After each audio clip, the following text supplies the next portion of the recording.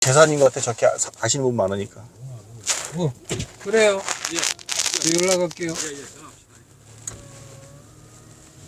차 돌려서 가요. 예, 돌려서 나가죠. 저기서 우회전하면 되네. 그래도 돼요. 이쪽으로 해서 뒷길로 해서 저기에 외곽천만 타고 예. 경인 타고 가요.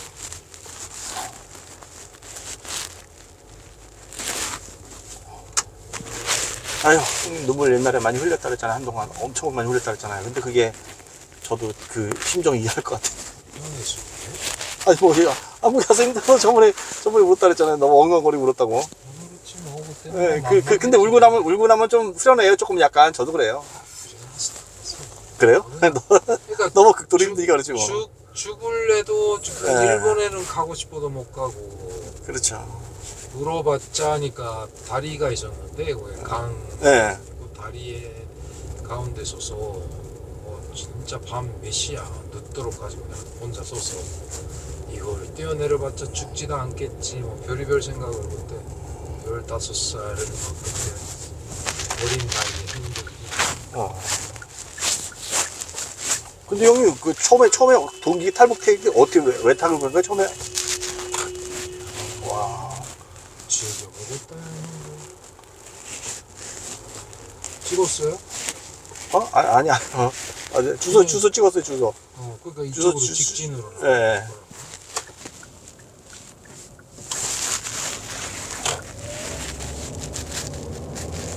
저 새끼 끝까지 쪽에 버텨가지고 소인. 탈북 동기? 왜 처음에 왜 나오신 거예요? 나온 거는 뭐 먹고 살기 힘드니까죠, 당연히. 그냥 그 먹고 살기 힘들어. 그러니까 일단은 그거야. 일본에서 계속 그 보내주고 할 때는 괜찮았어요. 뭐 그런 대로 북한 주민들보다는 편하게 살았지. 거기다가 그게 뭐 2000년 이후부터는 뭐 90년대부터인가 뭐 아무튼 일본에 계시는 분들이 일단 나이 드시니까 아무래도 일을 하는 사람들이 작아지잖아요. 나이 그래서 나뿐이 아니라 북한에 간 제일교포들이 절대 다수가 그렇게 살기가 힘들어진 거예요. 지원이 작아지.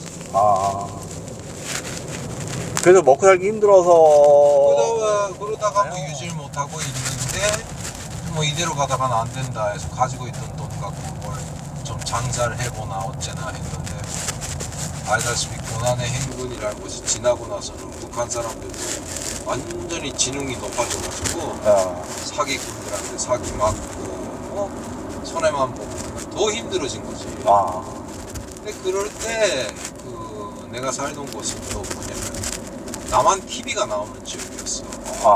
근데 남한 TV를 원래 뭐 난 88 올림픽 때부터 원래 숨어서 봤으니까 한국에 대해서는 다 알고 있었거든. 근데 어느 날 남한 TV를 딱 보니까 지금의 한옥정 씨라고 탈북민이에요.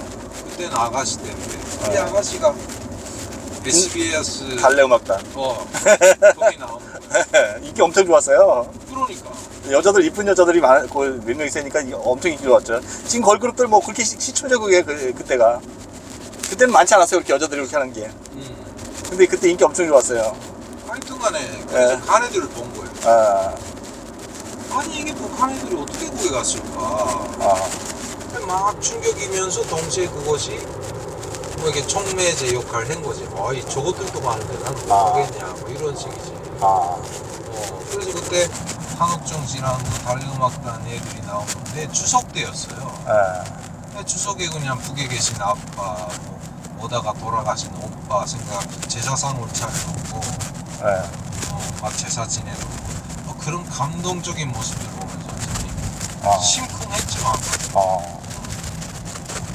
그러다가 막 한국에 오면 무조건 나도 저렇게 갈 수가 있다라는 생각을 하게 됐고 그다음 또 하나 뭐냐면 또 저 전국 노래자랑을 딱 봤는데 송이하는 거. 거기서도 북한 아가씨 하나 나와서 노래를 한 거예요. 아가씨가. 얘는 또 뭐야? 송혜 선생님이 나도 북한에서 왔어. 이래서 그때 실향민이 있다는 것도 처음 알게 됐고 그 실향민도 결국은 뭐냐 북에서 살다 오신 분들이잖아. 그래서 6.25 때 다 내려가시거나 전에 오시거나 가신 분들이구나 라고 생각을 하고 그때 송혜 선생님이 뭐라고 했냐면 너 지금 북한에 누가 계시니? 물어보죠. 예. 그러니까 엄마하고 오빠가 있다고 대놓고 말하는 거야.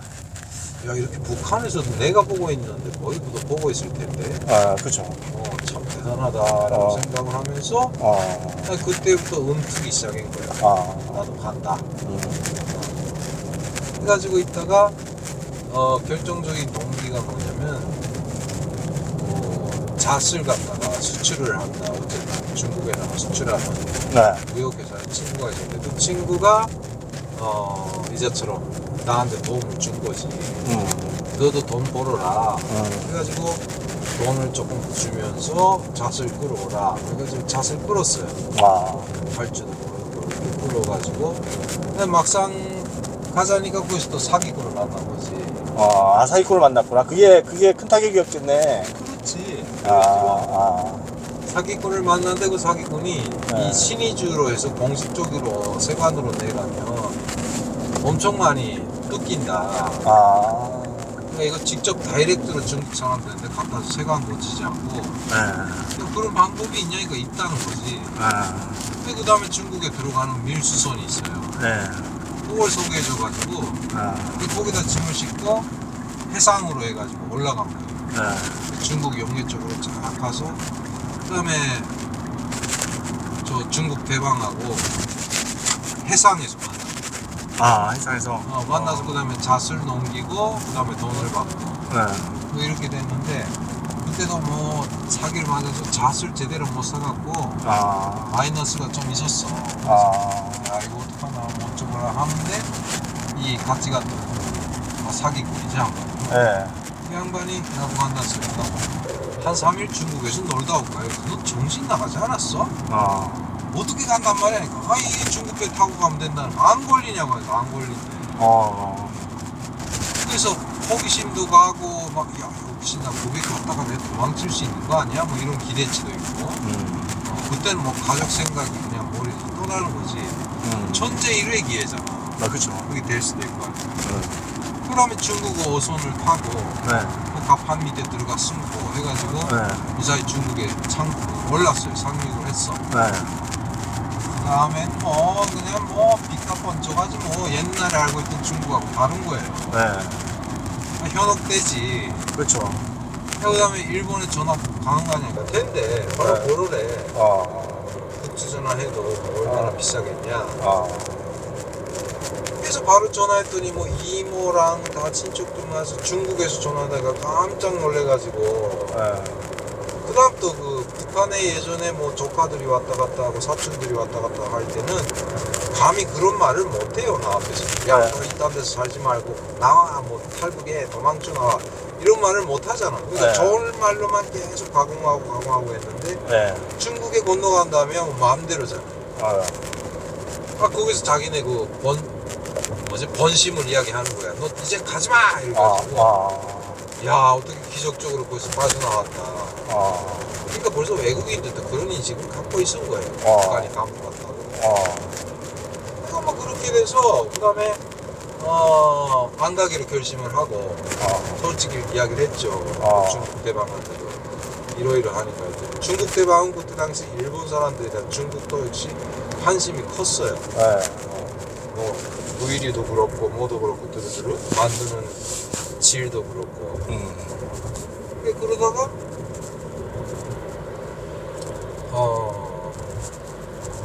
안 가기로 결심을 하고. 중국 대방도 나보고 가지 말라고. 일본 친척들이랑 해가지고 다 자기랑 해서 장사를 하자. 얼마나 고마워요. 그래서 안 가기로 했는데 같이 왔던 놈이 그걸 낌새를 채고 형님 안 가면 안 됩니다 해서 왜 그랬더니 벌써 보이드에 다 보고돼 있기 때문에 형님 없어지면 우리가 죽습니다. 이 말에 꼼짝 못한 거지. 그 다음에 그래서 눈물을 치고 삼키면서 다시 북한으로 들어간 거예요. 들어갔더니 아닌 게 아니라 그거 가지고 협박을 하기 시작해서 그나마 그래도 본전 조금 안 되게 건진 돈도 뭐 내놔라 어쨌다 뭐 이러면 애들이 영 안 되게 못 되게 놀았어. 야 이거 내가 저런 한마디로 짐승이 고기 맛을 알면 어떻다는 똑같은 거지. 그 다음에 2차 탈북을 할 생각을 하면서 다시 루트를 잡기 시작해요. 어떻게 하면 갈 수 있을까. 그러니까 뭐 처음에 중국에 갔던 것도 이런 탈북은 탈북인데 그거는 앞으로 그 라인을 써먹으려면은 돈을 엄청 들여야 돼요. 배 타고 다시 간다는 게 안 되니까. 근데 그때 배 타고 중국에 갔을 때 그 동길이라는 이름의 조선족 통역이 그런 이야기를 알려줬어요. 아니 형님 그거 왜 자꾸 배로 오려고 하냐. 위험하다. 아는 사람도 많고. 그러니까 혼자서라도 어떡하나 두만강에 올라가서 두만강 유역에서 탈북을 해라. 그러니까 그런 게 가능하냐? 가능하대. 만약 중국에 건너왔대. 근데 다시 그 다음에 들어와서 일단 북한에 와서 다시 재탈북을 할 생각으로 이자처럼 연기를 내고 기다린 거예요, 배를. 그렇게 기다리고 알아보고 하다가 중국에 갔다 온 지부터 한 4개월, 5개월 걸렸다. 아무튼 그래요. 그래서 루트를 찾아가지고 다시 재탈북을 위해서 해령 쪽으로 가는 거죠. 그렇게 해서 그 다음에 탈북. 그래서 이제 탈북해서 이제 중국에 가서 이제 그 길로 한국에 온 건가요? 그렇지. 그 길로 이제 연결해가지고 이제 한국을 브로커 선언을 해서 한국으로 온 거네요. 그러니까 일단 5개월 만에 다시 국경으로 가서 거기서 그 다음에 국경경비대 군인의 도움으로 해가지고 2008년도 1월 8일 날 강을 건넌 거예요. 강 건너서 또 브로커 이제 기다렸을 거 아니에요, 그죠? 만나가지고. 그렇지. 뭐 브로커라는 게 뭐 조선족 영감인데 그때 당시 19살이었는데 우리 입장에서 영감이지. 그 양반이 마중 나와서 그 다음에 연길까지 데리고 나간 거지 뭐. 나가는데 그때 인상적인 건 뭐냐면 두만강을 1월 달이면 엄청 춥거든요. 춥죠. 뭐 영하 40도 막 이럴 때라. 근데 두만강이라는 것이 강은 얼어도 속에서 속살이라고 해서 물은 계속 흘러요. 얼음 밑에서. 원래 그래요. 물에 얼어도 밑에 솔러요. 근데 아무래도 변두리보다도 강 중심이 제일 흐르는 속도가 빠르니까 그래서 강이 동교돼가지고 얼었다 해도 가운데는 얼음이 얇아요. 근데 그걸 모르고 겁이 나니까 냅다 뛰어갔다가 빠졌구나. 버스가 빠진 거지. 버스가 아니야. 내가 빠진 거지. 빠져서 고생했겠네요. 그렇지. 고생 정도가 아니지 뭐. 그거 어떻게 됐어요? 강이 있고 해가지고 난리도 아니었는데 일단 그렇게 해서 그날 밤 그렇게 빠진데도 그냥 건너가서 부들부들 떨면서 있는데 다 얼었겠다. 온 정도는 아니에요. 완전 빡빡해졌지 뭐. 그 다음에 그 조선족이 약을 가지고 해서 발랐지. 근데 그 처음에 강 건너가서 환한 곳에 가서 비춰보니까 내 다리를 보고 내가 깜짝 놀란 거야. 살이 드러난 것은 그 강물 속에서 흐르는 살얼음. 거기 면도칼처럼 그렇죠. 살을 짝짝짝짝 다 째놔서요. 비식군대로.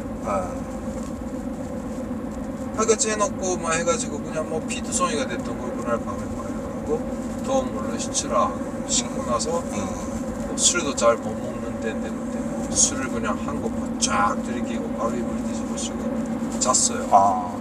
자야지 의기도 없어지고 모든 병이 낫는다 해가지고 대충 씻고 이렇게 잤는데 그 다음에 자고 나니까 다음날부터 뭐 아침 깨나 보니까 숟가락도 못 질 정도로 손발이 탱탱 부어있는 거예요. 동상으로. 그러니까 그때도 꽤 고생했어요. 뭐 밥 먹을 때도 그냥 젓가락도 못 쓰고 그래갖고 두 번째 탈북을 했죠. 했는데 15일 만에 또 잡힌 거예요. 중국에서. 그러니까 뭐 그것도 결국 뭐냐면 그때 당시 아까 말한 19살짜리 영감탱이가 워낙에 말이 많았어. 중국 사람들이 요구하면 뭐 그런 물건을 탈북을 하면서 뭐 나를 넘겨준 국경경비대 군인이 그 내가 중국에 건너가서부터 거의 매일이다시피 사람을 한두 명씩 데리고 왔다고. 이거 팔려고 하는 여자들 한 1~8명 가고, 그냥 남자들 단방울 쓰고, 뭐 이런 게 있었어요. 근데 그런 생활을 하고 있는데 갑자기 어떤 이유인지 모르겠지만 영감이 어느 날 밤에 막 싸우면서 그냥 뭐 전화를 하는 소리 들은 거야. 근데 그게 조선 여자들이 많았다고 북한에서 와가지고. 무슨 일인지 모르지만 아무튼 전화상으로 영감이 누군가하고 계속 싸워. 버트를 보니까 아무리 중국말 몰랐네. 말투가 그러니까. 그런가 보다 해서 넘어갔는데 다음날 아침에 영감이 외출을 했어요. 하면서 밖으로 열쇠 채우고 갔는데 그때 그 아줌마 하나가 전자하는 양반이가 나보고 뭐라고 하죠? 어젯밤에 자기가 영감이 전화하는 거 들었는데 엿들었구나. 근데 이 아줌마는 이미 한 번 탈북을 해서 남편을 얻고 애까지 낳은 상태에서 다시 잡혀갖고 북송된 사람. 그럼 좀 상황 알죠? 무슨 상황인지. 무슨 상황인지 그러면 좀 경험이 있으니까. 무슨 상황? 뭐 전화 통하는 걸 엿들었으면은 뭐 그 사람이 엿들어서 그러니까 상황을 본 거죠. 좀 덥다. 에어컨이. 좀 약하게 그러네. 그러니까 무슨 상황이라니까 그때 그 중국에 있는 영감이 북한에서 가져온 어떤 물건을 지금까지 정기적으로 팔던 거래처에다 안 팔고 딴 데다가 더 비싸게 받아먹겠다 이런 식으로. 그러니까 그것 때문에 원래 거래하던 중국의 또 다른 바이오가 너 우리한테 그 물건을 안 주면 고자질 하겠다고. 근데 진짜 고자질 했더라고. 고자질 했으면 큰일 났네. 거기서 다 집안에 있던 15명이 통짜로 접했잖아. 와, 딱 일요일 날이었는데 영감이 아침에 나가고 그 다음에 점심때 지나도 안 와. 이 영감이 왜 늦으면 무조건 우리가 도망치고. 그새 잡혀서 못 온 거구나 그러면. 그러니까. 그 영감이 그거 거래하다 잡힌 거잖아요. 그러면. 잡혀가지고 영감은 없었어요 그때 당시.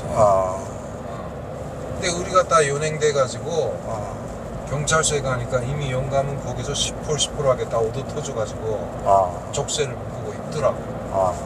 아이고 이제 그 영감이 저 영감이 우리를 살려주는 것도 아니구나. 막 절망에 잠기고 있다가 난 결국 북송되는 거야. 아이고.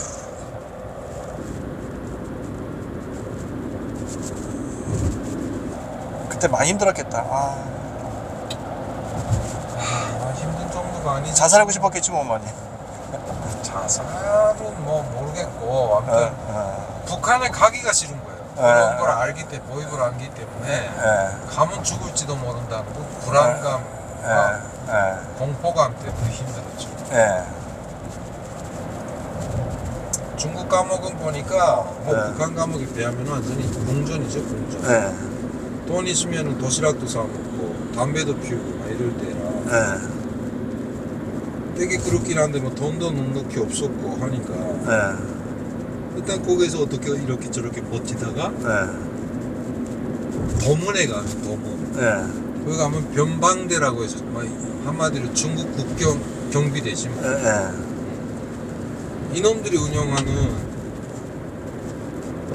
뭐가 있냐면 그 체육관 같은 수용소가 있어요. 거기다 최종적으로 북한에 건너가지고 거기다 집어넣고 얼추 무슨 대화를 했다 무슨 대화를 했다 이런 걸 알려준다. 그 도문 변방대 안에서 체포돼 있을 때 근데 거기서 잡혀있을 때 첫날에 들어갔을 때 그 신체 검사를 하는데 아니 내 옆에 어떤 방에 다 갖춰가지고 한 줄로 썼어요. 그다음에 이렇게 방 건너편 벽에는 군인들이 한 1~8명 있고 나머지 장교들이 와서 몸수색을 하는데 옷을 싹 다 벗으래네. 근데 옆에 보니까 아가씨도 있고 20살짜리 20몇 살짜리도 있고 막 이런 거야. 그러니까 왜 우리가 이런 걸 당해야 되나? 그러니까 너는 죄인이래. 뭘 죄졌냐?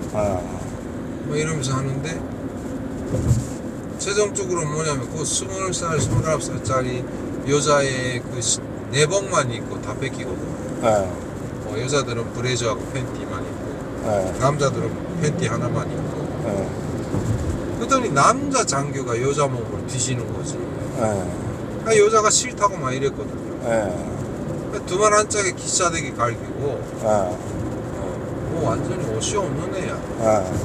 뭐 그래갖고 그 다음에 거기서 여자애 막 싫다는데 그렇게 하니까 그 장교가 여자애 또 때리기도 했으니까 나 가만 못 있겠다 해서 그때 갔다가 내가 좀 그만하시라고 아. 손잡았더니 군대 새끼들이 뭐 무리로 달려들어가지고 날 막 때리더라고. 엄청 맞았어요. 아.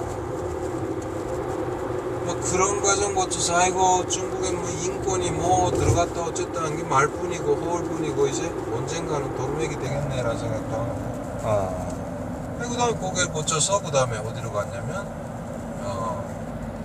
북한으로 북송되는 거죠.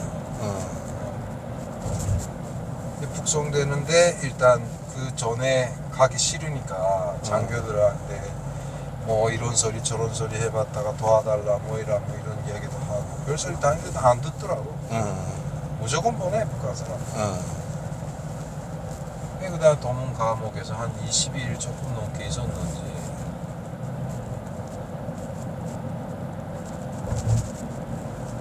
아, 20일 있었으면 힘들었겠다. 20일은 거기 20일은 아무것도 아니에요. 그래, 이제 또 이제 북한으로 갔을 거 아니야, 그러고 나서. 그렇지, 북한에서가 더 힘들었죠. 북한에서는 뭐 한 6개월 동안 거기 가고 계셨는데. 아유, 뭐 제가 도문에 있을 때 가장 인상적이었던 게 뭐냐면 감옥 벽에 네. 노사연의 만남 가사를. 아, 만남 가사를 우리 만남은 인연이 아니야. 뭐 이런 거. 만남 가사를 거기다 적어놨고. 네. 그때 만남이란 노래를 어느 정도 듣기 들었었는데 네. 가사까지 암기 못하는데 그때 그 만남 가사가 너무 가슴에 와닿아가지고 그때부터 그 노래를 많이 애웠지. 자기 운명하고 비교보면서 내가 도대체 왜 여기까지 와서 이런 꼴이 당했나. 그래서 하여튼 그 남한 노래가 되게 가슴에 와닿아가지고 그 만남을 다 암기를 했죠. 결국. 맨날 보는 게 그거니까. 그 다음에 북한에 간 거지. 가서 가자마자 그 북한 사복을 입은 간부가 나와서 수고했다 이러면서 되게 좋게 그러는 거죠. 얼마나 고생했겠니. 그러다가 일단 우리를 호송한 공안 경찰들이 다시 그 남양이라는 그 교두가 있는 도시에서 중국으로 건너가서 차가 안 보이게 됐다 정도 하니까 그 보이브 간부 하나가 야 다 나오라 하니까 그 다음에 보이브 그 군복을 입은 병사들 한 서너 명이 나오더니 갑자기 소리치면서 야 다 100% 다 무릎 꿇고 앉아 이래갖고 그게 무릎 꿇고 오다가 고무장갑 끼라.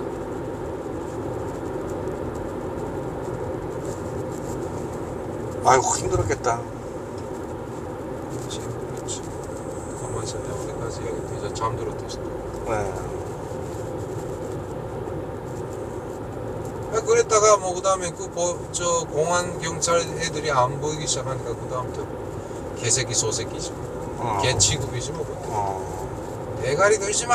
이러면 총탁으로 막 맞고 무릎 꿇고 앉으라고 무릎 땅바닥에 그냥 무릎 꿇고 앉아서 머리 푹 수그리고 있어야 되고 그 다음에 그런 뭐 보이브 건물 앞에 사람들이 막 지나다니는 그 길거리에 우리 쭈러니 세워놓고 오는 사람 가는 사람도 쏘곤쏘곤하고 어떤 사람은 또 뭐 객기가 생겨가지고 무슨 야 너희처럼 난 굶어 죽어도 나라를 배방을 안 한다는 등 어쨌다는 등 뭐 별소리하고 때리고 치고 받고 하면서 엄청 그냥 그 망신이란 망신을 다 겪고요.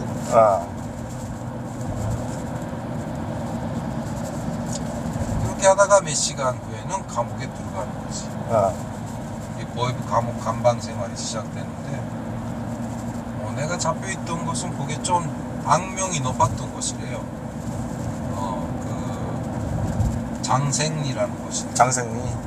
장생리 뭐 무슨 직결선지 뭐 아. 살아서 못 나온다 뭐 이런 이야기들. 근데 거기 들어가서 결국은 한 6개월 동안 구속되고 뭐 매 맞고 뭐 이렇게 고문당하고 이런 건 없었지만 도망 나오려고 시도한 적은 없었네요. 어? 시도 못하죠, 도망 나오려고. 못해요. 산골이라니까 정치범 선수짜리라 아. 도망칠 생각도 못했어. 어. 그냥 거기 갔을 때 그 처음에 많은 걸 알게 됐지 뭐. 말로만 듣던 보이부가 과연 이런 것이었구나 를 알게 된 거지. 일단 신발을 다 뺐어요 처음에. 신발끈 다 풀르고.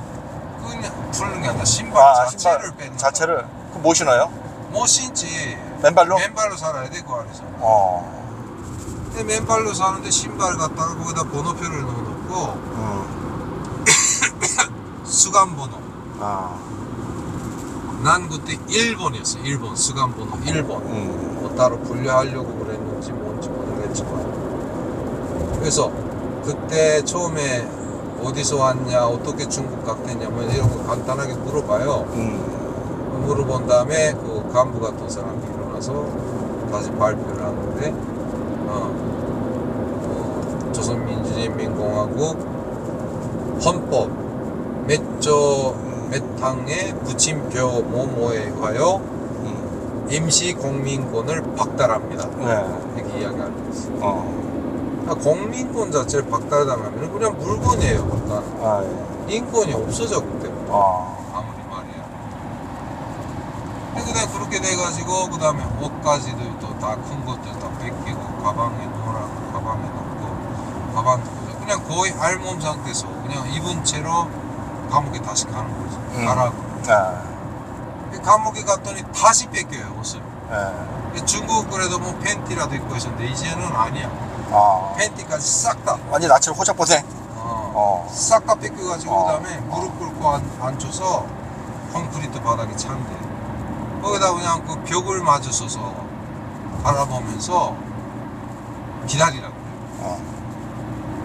와, 북한만 그렇게 알몸으로 그렇게 할 거야. 딴 나라는 없을 거야. 그냥 뭐 하냐 했더니 뭐 그 우리가 벗어난 짐을 산더미처럼 사놓고 그걸 갖다 뒤지는 거야.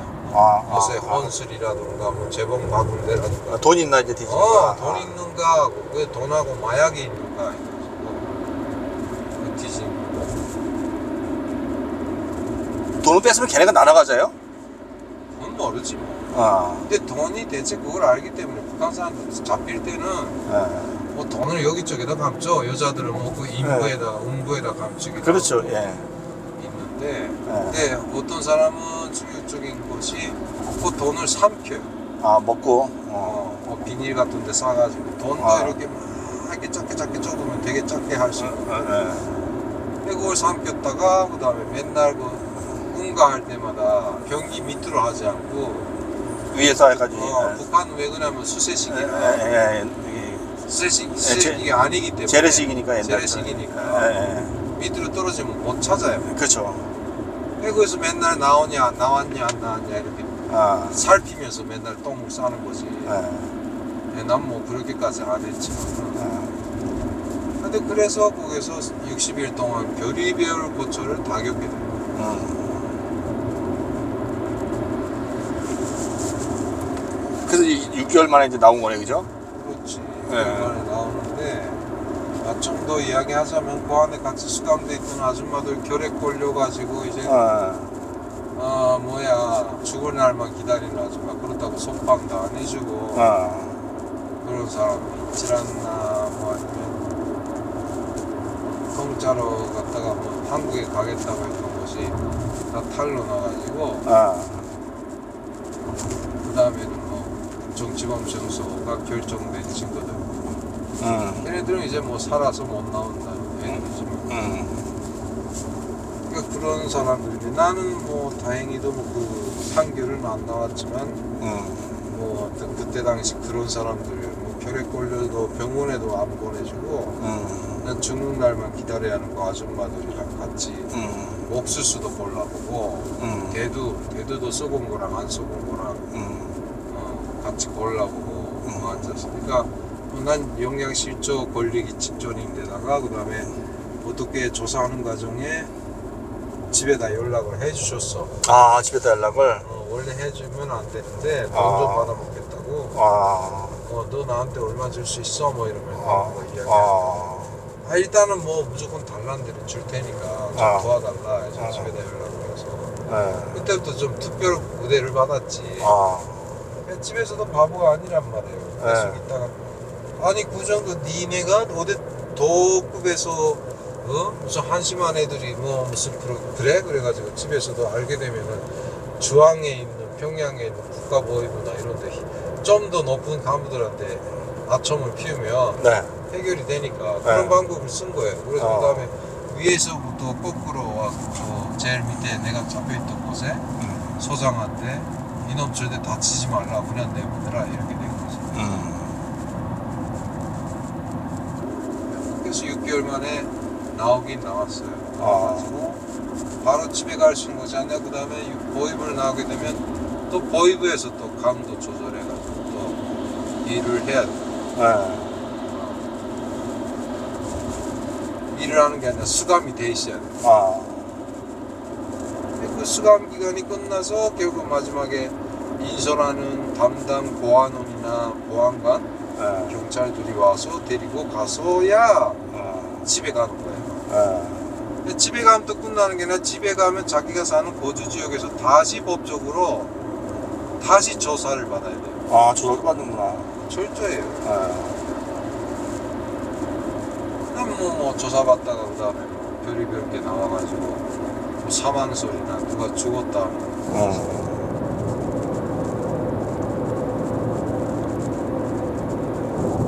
그 6개월 이제 후에 나와가지고 또 거와서 또 조사받고 그 다음에 나온 거예요? 그 6개월에 그러니까 집에까지 가서 집에 있는 그 경찰서에서 다시 취급을 받고 거기서 한 보름 있었나 열흘 있었나 이따가 다 끝나고 그 다음에 나와서 집에서 한 달 정도 휴식을 한 것 같아요.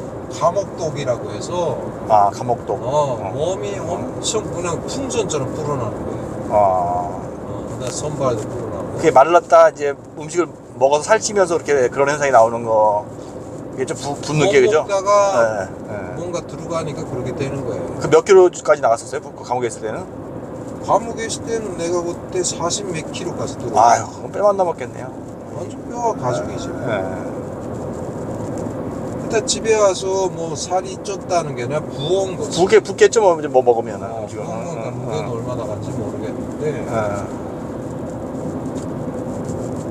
하여튼 그래갖고 다시 다 끝나고 나니까 조사도 이젠 다 끝나고. 그래갖고 있는데 그 다음엔 그 잡혀있던 감옥에서 감옥에서 사귄 사람이 있어요. 부산 친구인데 여기서 또 서로 공유를 하는 거예요. 그렇죠. 너는 왜 잡혔냐, 어디서 잡혔냐, 뭐 이런 거. 근데 그런 거를 공유하다 보니까 나와서 실행에 옮겨.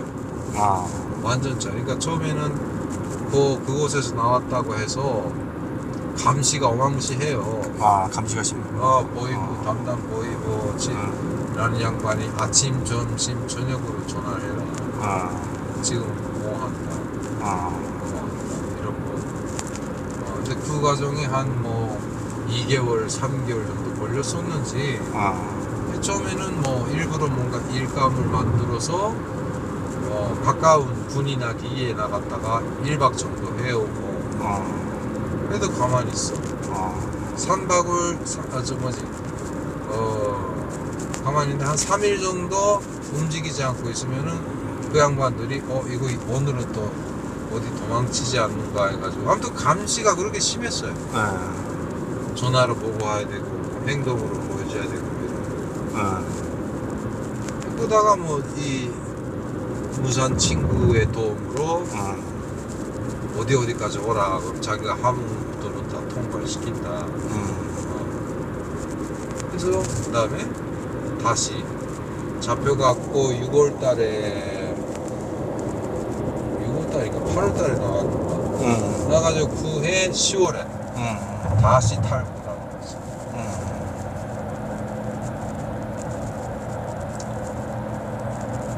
이제 그때 탈북한 게 이제 그때 중국 거쳐서 이제 온 거네, 그죠? 어? 중국으로 이제 탈북을 간 건도 두 번째. 네, 중국 갔잖아 이제. 두 번째 탈북할 때가 아까 말한 것처럼 네. 1월 달에 건너서 도망가게 저 뭐야 빠져가지고 동상이 그때 동상 입구를 이제 그게 그 탈북이 이제 한국으로 오게 된 거네, 그죠? 한국으로 왔죠. 왔는데 처음에는 탈북을 해서 그 조선정네 집에 있었단 말이야. 한 번 잡혔었으니까 두 번째는 좀 많이 심중했고 무서웠어요. 무섭죠. 그래서 그냥 해넘기다가 이렇게 강물에 빠지고 막 그런 거야. 그래서 그 두 번째 갔을 때는 또 동상도 있고 했잖아. 근데 그 조선족 분이 참 좋은 분이라 이 소발통 그러니까 우리 족발 말고 소발통으로 을 고아가지고 만든 그런 국도 먹여주고 언덕을 그가 냉독이지 뭐 냉독을 빼겠다고 약도 발라주고 하다가 그 다음에 마지막에는 뭐 따뜻한 데서 그 겨울이니까 춥지 그래서 그 아파트에서 그냥 난방 켜놓고 그냥 파자마만 입고 한 달 정도 있었던 것 같아. 있으면서 일본의 친척들한테 다시 전화해서 살아있다 해가지고 그 다음에 돈도 좀 보내달라 해서 돈도 이체해서 받고 그리고 두 번째 탈북을 루트가 없으니까 어떻게 할까 했는데 이게 김병의 효자가 없다고 탈북 루트를 못 잡고 일본에 가려고 처음에 무제를 줬는데 일본은 그 승인을 받으려면 법적 보호자가 승인을 해야만 입국이 가능하고라 되게 그 까다로워요. 그래서 마냥 기다려야 된다 해서 야 당신이도 무책임하자. 그게 언제 될지 알고 그럼 1년 기다려요 그랬더니 모르겠대. 2년 기다려요? 그러니까 그것도 모른대. 아니 그럼 도대체가 어디 인도주의 차원에서 당신은 그러면 뭔가 이게 그걸 구원을 해준다는 게 없냐고 하니까 뭐 워낙에 매뉴얼대로 하기 때문에 그렇다는 거야. 그다음에 이게 신경질이 나면서도 아무튼 기다릴 수밖에 없으니까. 근데 그렇죠. 그게 안 건데 결국은 우리 어머니께서 일본에 계신데 그 나의 법적 보호자는 일본 국적을 가진 사람은 엄마밖에 없어요.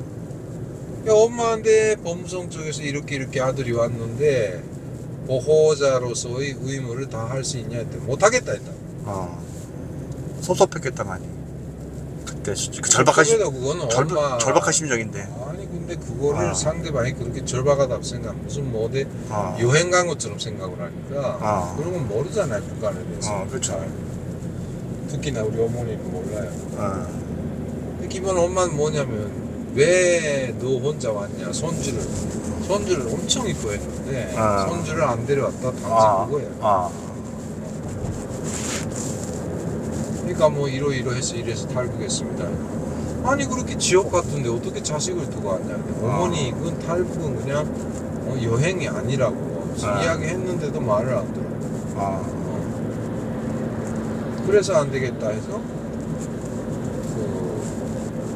찾다 하니까 조선족들이 짜증이 나는 거지 뭐 이제 뭐 한 달 이상 데리고 있고 막 하니까 2달 지나고 음력설도 거기서 셌고 연길해서 근데 연기를 떠난 것이 2008년 5월인지 4월인지 잘 기억이 안 나는데 하여튼 나는 좀 빨랐어요. 2008년도 1월달에 탈북을 해서 고생하다가 결국 2008년 그해 11월달인가 그때 들어. 탈북 성공해가지고. 아휴 참. 근데 탈북 루트를 못 찾고 오래 있으니까 조선족 애들이 날 대련에 있는 물고기 가공 공장에 팔아먹겠다고. 막 소개라고 하는데 그 소개가 아니라 돈 받고 인부들 구하는 거라. 그건 소개가 아니지 뭐 사실은. 대련에 가겠냐고 해서 자기도 또 못 데려있겠다. 또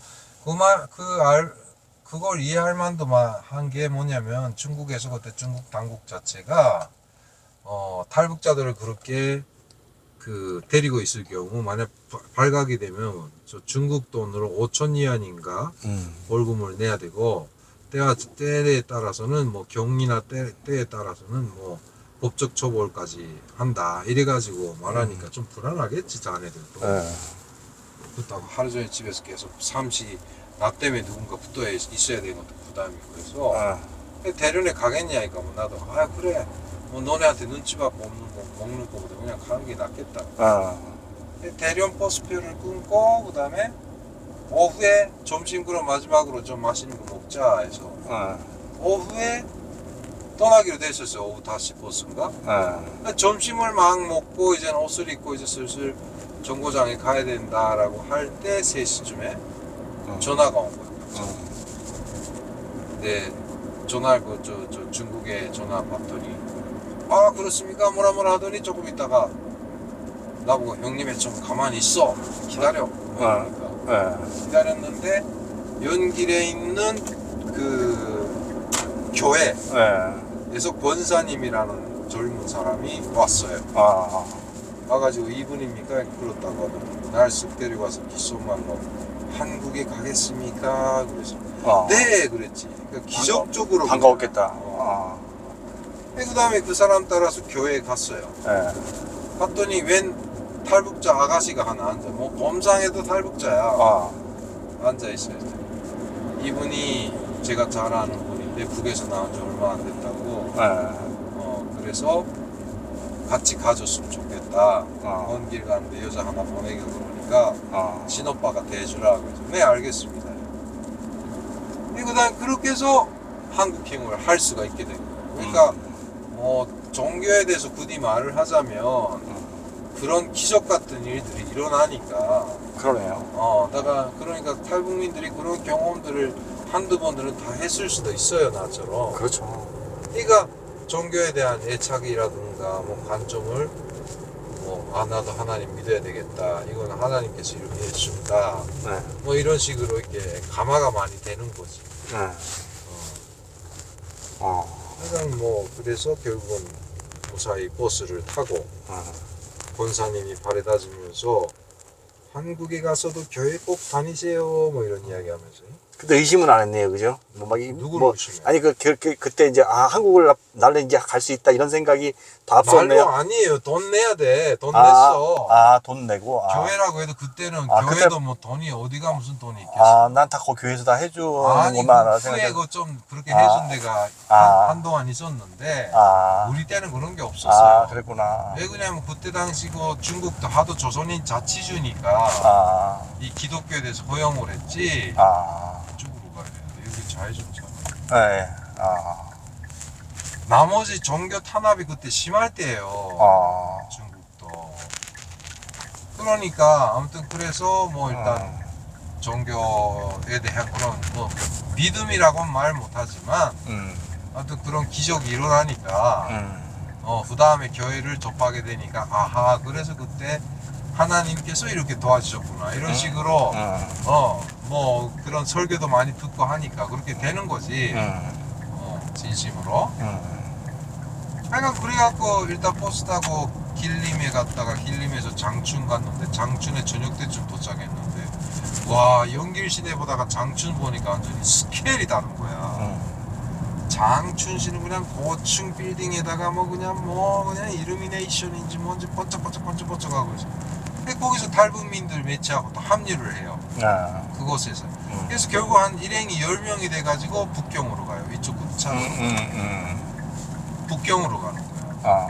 근데 북경 가서 거기서 아파트가 있는데 거기 들어갔더니 또 탈북민이 또 한 10명 정도가 있었는데 우리가 쫄래쫄래 들어가자마자 이 팀은 태국으로 또 난단 말이야. 이렇게 해서 사람 빠지면 또 받고 사람 빠지면 또 받고 이런 식으로 하는 집인데 거기 가니까 원탁이 있고 소파인데 소파에 어떤 다리 저는 분이 앉아 계셨는데 이거 원탁 위에 핸드폰이 한 20-30개가 있는 거예요.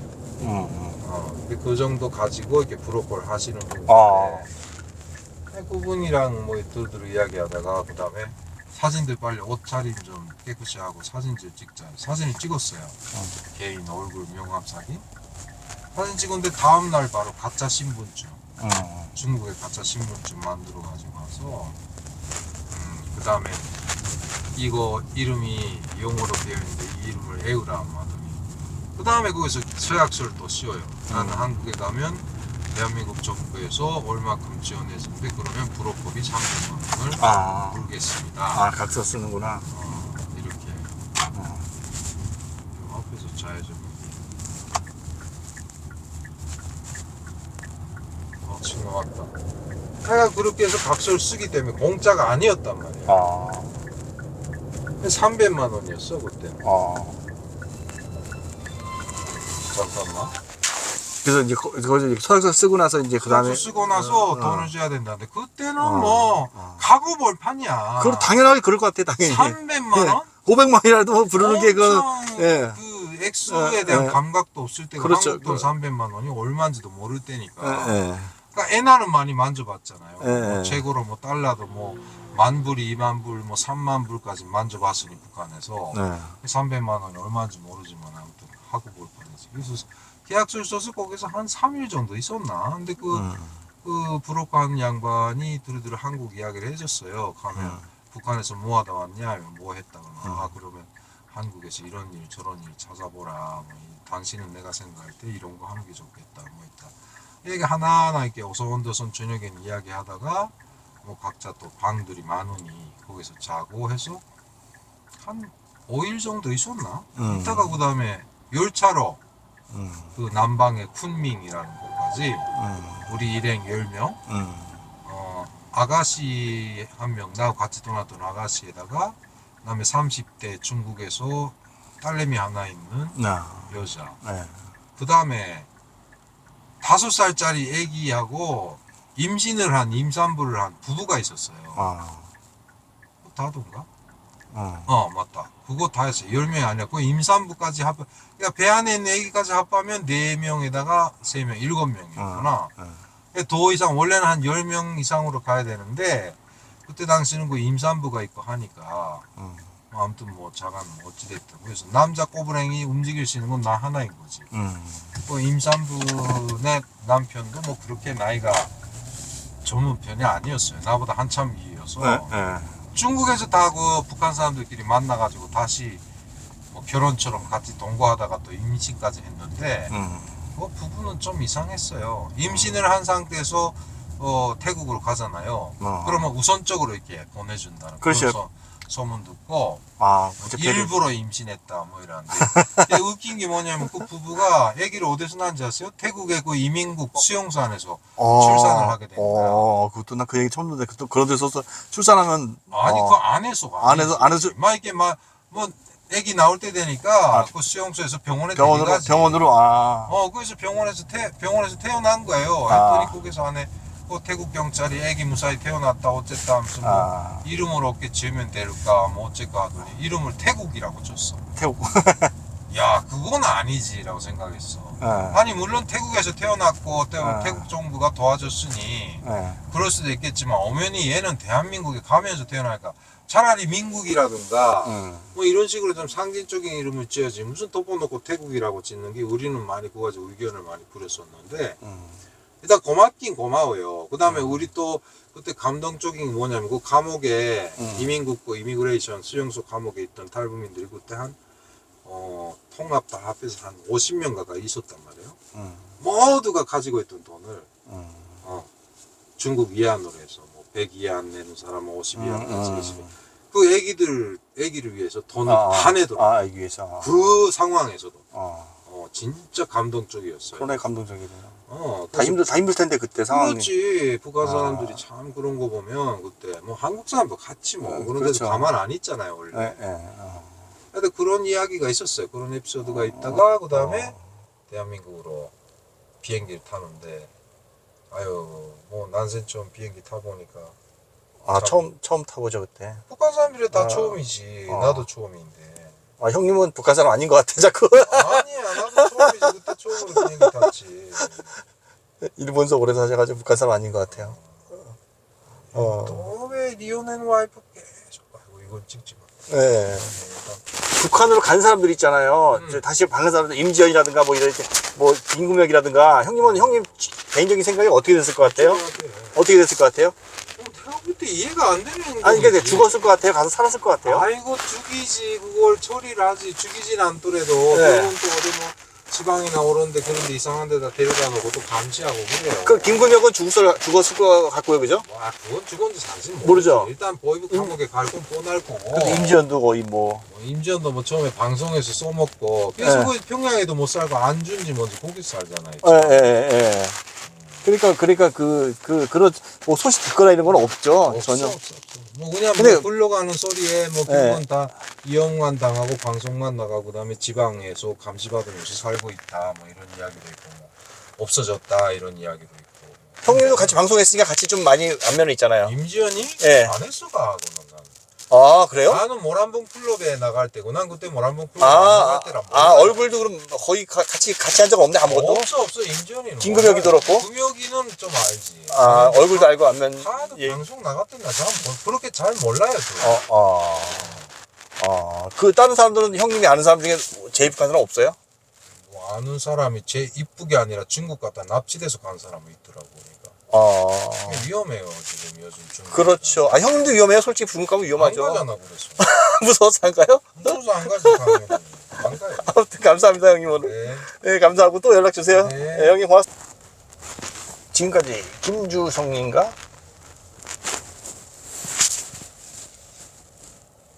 탈북 스토리를 이야기했습니다. 왜냐면 이 형님 같은 경우는 일본서 14살까지 살다가 북한을 갔잖아요. 북송선 타고. 그래서 너무 딴 사람하고 북한에서 태어난 게 아니어가지고 너무 너무 애절한 것 같아요. 나는 그 상황이 14살이면 좀 알 나이인데 일본서 부모님도 엄마 아빠는 다 일본에 계시고 할아버지 따라서 이게 무슨 그런 경우가 있나 이해가 안 가요. 가끔가다 잘 문득 너무 너무 황당한 것 같아요. 그 어려운 걸 다 겪어내고 이제는 잘 살고 있습니다. 감사합니다. 고맙습니다.